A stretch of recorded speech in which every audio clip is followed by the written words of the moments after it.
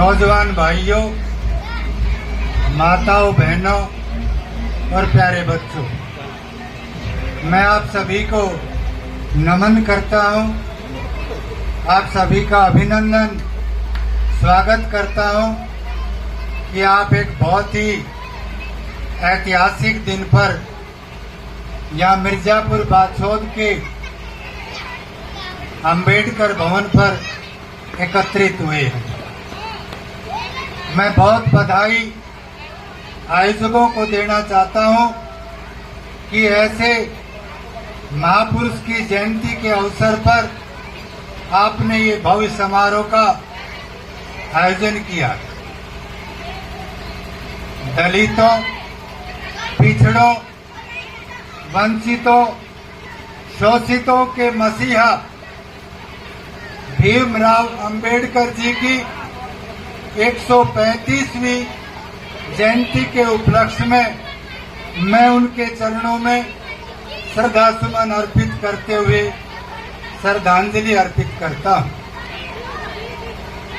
बुजुर्गों, नौजवान साथियों, माताओं, बहनों, एक ऐसे महापुरुष जिन्होंने इस देश का दलितों, वंचितों, शोषितों का जीना सफल कर दिया। आप देखिए, किसी परिवार को चलाने के लिए कुछ नियम, कानून, कायदे, संस्कार होते हैं। वही परिवार ठीक प्रकार से फलीभूत होता है, वो परिवार ठीक प्रकार से चल पाता है। इसी प्रकार किसी भी देश की शासन व्यवस्था को चलाने के लिए कुछ नियम, कानून, कायदे होते हैं जिनके आधार पर देश चलता है, देश तरक्की करता है।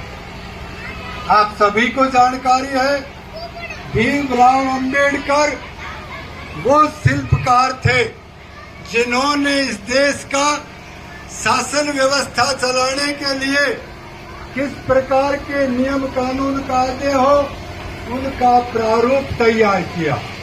ये वही व्यक्ति कर सकता है जिसने जीवन में इस प्रकार की परिस्थितियां देखी हों, जिन्होंने बचपन से और मृत्यु तक आम जनता के ऊपर अत्याचार देखे, आम जनता का शोषण देखा।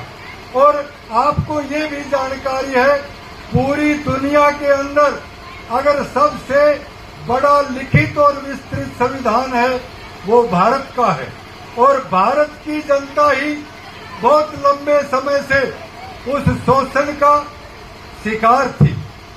क्या दलितों और पिछड़ी जातियों पर, शोषित और वंचितों पर कितने भारी अत्याचार हुए, भीमराव अंबेडकर जी ने वो अपनी आंखों से देखा।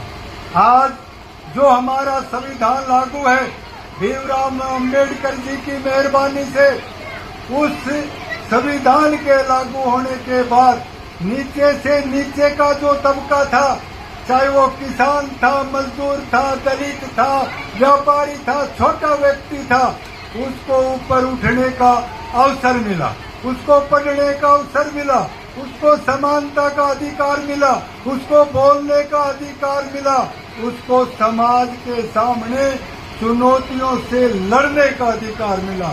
और आज आप देखते हैं, इसी संविधान की बदौलत हमारी जो सरकारें हैं, हमारी जो न्यायपालिका है, हमारा जो प्रशासन है, वो इस संविधान के दायरे के अंदर रहकर ही हम उनसे काम करवा सकते हैं, वरना हमारी कोई सुनने वाला नहीं था।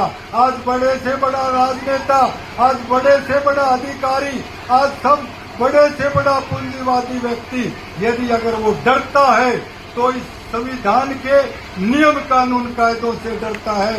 इसीलिए हम इस समाज के अंदर आराम से जीवन यापन कर रहे हैं, और छोटे से छोटा व्यक्ति भी यदि अपने रास्ते पर कहीं ठीक है तो वो बड़े से बड़े नेता, बड़े से बड़े अधिकारी को, बड़े से बड़े शासक को धमका सकता है, उसका मुकाबला कर सकता है।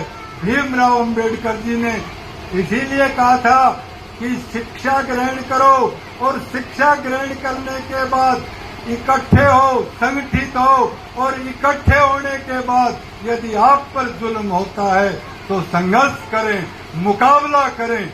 वो सभी जातियों पर ये चीज लागू होती है, जिसका भी कहीं शोषण होता है वो इकट्ठे होकर, मजबूत होकर अपने अधिकारों के लिए वो लड़ाई लड़े, वो संघर्ष करे।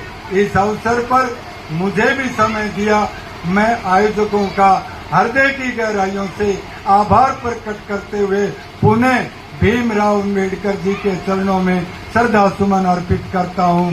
धन्यवाद। जय हिंद।